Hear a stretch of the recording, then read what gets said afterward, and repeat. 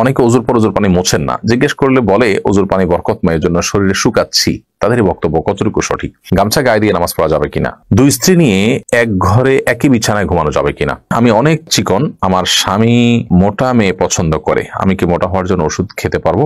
স্বামী স্ত্রী পরস্পরের অবাঞ্ছিত লোম পরিষ্কার করে দিতে পারবে কিনা? টয়লেটে ওযুর ব্যবস্থা থাকলে ওযুতে কিভাবে দোয়া পড়বো? কোনো মহৎ লক্ষ্য পূরণের পর মিষ্টি বিতরণ অনুষ্ঠান করা জায়েজ আছে কিনা? 4 রাকাত বিশিষ্ট ফরজ নামাজের তৃতীয় রাকাতে ভুলে যদি সূরা ফাতিহার সাথে অন্য কোনো সূরা পড়ে ফেলি তাহলে নামাজ হবে কিনা? নামাজ পড়ার সময় প্রায় দেখা যায় কত রাকাত পড়ছি ভুলে যাই, অনেক চেষ্টা করেও মনে করতে পারি না, তখন নিজের প্রতি খুব রাগ হয় এবং নিয়ত ছেড়ে দিয়ে আবার পুনরায় নামাজ শুরু করি। এক্ষেত্রে আসলে আমার করণীয় কি? সাবের আহমেদ আপনি লিখেছেন, কোনো মহৎ লক্ষ্য পূরণের পর মিষ্টি বিতরণ অনুষ্ঠান করা জায়েজ আছে কিনা? লক্ষ্য বাস্তবায়ন হলো সেজন্য আপনি খুশি হয়ে কিছু করলেন, এটাতে নাজায়েজ কোনো কিছু নেই, কারণ এটাকে কেউ ইবাদত হিসাবে করছে না, এর সামাজিক কালচার হিসাবে করছে, আল্লাহর নিয়ামতের শুকরিয়া হিসাবে করছে, বিধায় এটা মুবাহ এবং জায়েজ কাজ। এরপরে অনজিলা খাতুন আপনি লিখেছেন এই আইডি থেকে, 4 রাকাত বিশিষ্ট ফরজ নামাজের তৃতীয় রাকাতে ভুলে যদি সূরা ফাতিহার সাথে অন্য কোনো সূরা পড়ে ফেলি তাহলে নামাজ হবে কিনা? 4 রাকাত বিশিষ্ট ফরজ নামাজের তৃতীয় রাকাতে সূরা ফাতিহার পর অন্য কোনো সূরা আপনি পড়ে ফেললে নামাজ হয়ে যাবে, নামাজ হবে না, ব্যাপারটা সেই লেভেলের না। কনিকা হোসাইন আপনি লিখেছেন, টয়লেটে ওযুর ব্যবস্থা থাকলে ওযুতে কিভাবে দোয়া পড়বো? টয়লেটে ওযুর যদি ব্যবস্থা থাকে তাহলে সেক্ষেত্রে ওযুর দোয়া তো টয়লেটে পড়তে পারেন না, যেহেতু আল্লাহর নাম সেখানে আছে, এই জন্য আপনি বাহিরে দোয়া পড়ে তারপর ভিতরে ঢুকে হাত দিয়ে ওযু শুরু করে দিলেন, অর্থাৎ ঠিক টয়লেটে বাহির থেকে দোয়াটা পড়ে নিয়ে আপনি ভিতরে চলে গেলেন, অথবা দোয়া মনে মনে পড়লেন। ফারিহা আহমেদ আপনি লিখেছেন, আমাদের এক প্রতিবেশী সপরিবারে ঢাকায় থাকেন, তাদের বাড়ির সামনে কিছু গাছ আছে যেগুলোর ফল খাওয়ার কেউ নেই, ফলগুলো পড়ে নষ্ট হয়ে যায়, সেই গাছ থেকে ফল পেড়ে খাওয়া আমাদের জন্য জায়েজ হবে কিনা? যদি গাছের ফল পড়ে নষ্ট হয়ে যায় এবং মালিক সেটা সংরক্ষণ করবার কোনো ব্যবস্থা না রাখেন, বরং ওপেন রাখেন, কোনো বেড়া টেড়া না দেন ইত্যাদি, এবং বোঝা যায় তার আচরণ থেকে যে এগুলোর ব্যাপারে তার কোনো নেই, আগ্রহ নেই, তাহলে সেক্ষেত্রে সেটা অবশ্যই অন্যদের জন্য খাওয়া জায়েজ হবে। এমনি ফারুক আপনি লিখেছেন ইউটিউব চ্যানেলে, আমি অনেক চিকন, আমার স্বামী মোটা মেয়ে পছন্দ করে, আমি কি মোটা হওয়ার জন্য ওষুধ খেতে পারবো?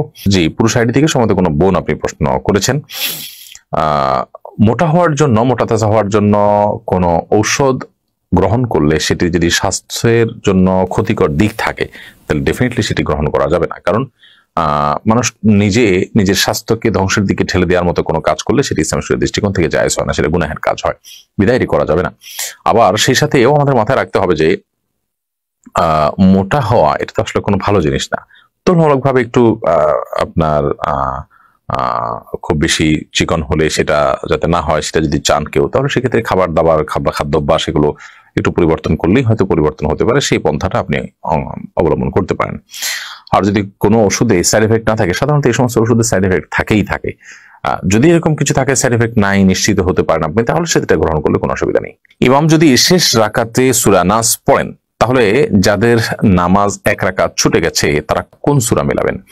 ইমাম যদি শেষ রাকাতে সূরা নাস পড়ে ফেলেন, যাদের নামাজ ছুটে গেছে তারা পরবর্তীতে সূরা নাসের আগে যে কোনো সূরাই পড়তে পারেন, এতে কোনো গুনাহ হবে না এবং তাদের নামাজও হয়ে যাবে। দুই স্ত্রী নিয়ে এক ঘরে একই বিছানায় ঘুমানো যাবে কিনা? যদি কারোর একাধিক স্ত্রী থাকে এবং তাদের সাথে একই সাথে তিনি শোন, যেহেতু শরিয়ার কোনো বিধান লঙ্ঘন হচ্ছে না এবং মানে এদের মধ্যে পারস্পরিক পর্দাও নেই, অতএব এটি জায়েজ আছে।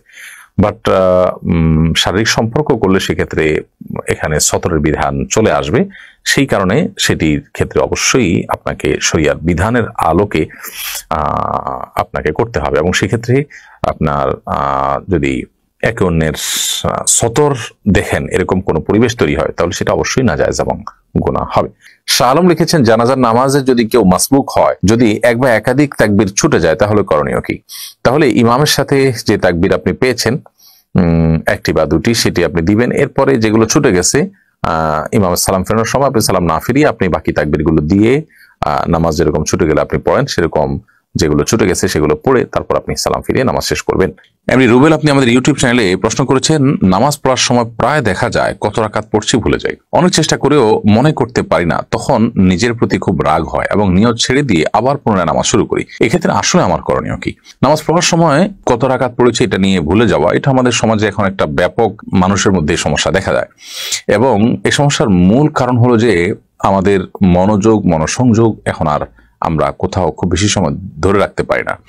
এটা বড় ধরনের একটা অবনতি আমাদের বলতে পারি। তো এর কারণে কোনো কাজে সফলতা পাওয়া অনেক কঠিন হয়, কারণ মনোসংযোগ ছাড়া কোনো কিছুতেই মানুষ অগ্রসর হতে পারে না। এই পর্যায়ে আপনি যদি নামাজের মধ্যে মনোযোগ ধরে রাখতে চান, তাহলে সেক্ষেত্রে নামাজের মনোযোগ ধরে রাখার উপায়গুলো আপনাকে অবলম্বন করতে হবে। মোবাইল ইত্যাদির ব্যস্ততা নামাজের অনেক আগে থেকে বন্ধ করে ফেলতে হবে, নামাজের পূর্ণ মনোযোগী হওয়ার চেষ্টা করতে হবে। প্রতিটা রুকুন খুব দীর্ঘ সময় নিয়ে করার চেষ্টা করতে হবে, কি পড়ছি কি বলছি নামাজে সেগুলো বুঝে বুঝে পড়ার চেষ্টা করতে হবে, এগুলো লক্ষ্য রাখতে হবে ইনশাআল্লাহ। এখন কত রাকাত পড়েছেন এটা যদি আপনি দ্বিধায় পড়ে যান, তাহলে সেক্ষেত্রে আপনি দেখবেন আপনার মনের প্রাবল্য কোন দিকে হয়। যদি আপনার মন কোনো একটাকে সায় দেয় যে আমার মনে হচ্ছে এইটা হওয়ার সম্ভাবনা অনেক বেশি, অর্থাৎ ধরা যাক 3 এবং 4 নিয়ে সন্দেহ হচ্ছে, তো 4 হওয়ার সম্ভাবনা বেশি, তাহলে আপনি 4কেই ধরে নেবেন এবং শেষে সিজদা সাহু দিয়ে নেবেন। আর যদি আপনার মনে হয় 3 হওয়ার সম্ভাবনা বেশি, তাহলে 3কে আপনি ধরে নেবেন, ধীরে ধরে সিজদা সাহু দিয়ে নেবেন।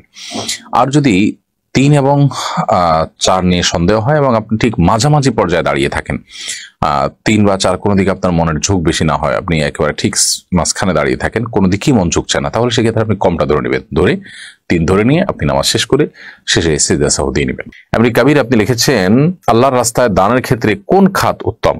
আপনি আল্লাহর জন্য যদি দান করতে চান, তাহলে সাদকা জারিয়া, যে দান দীর্ঘমেয়াদে থাকবে তার উপকারিতা, সেটাতে আপনি দিবেন।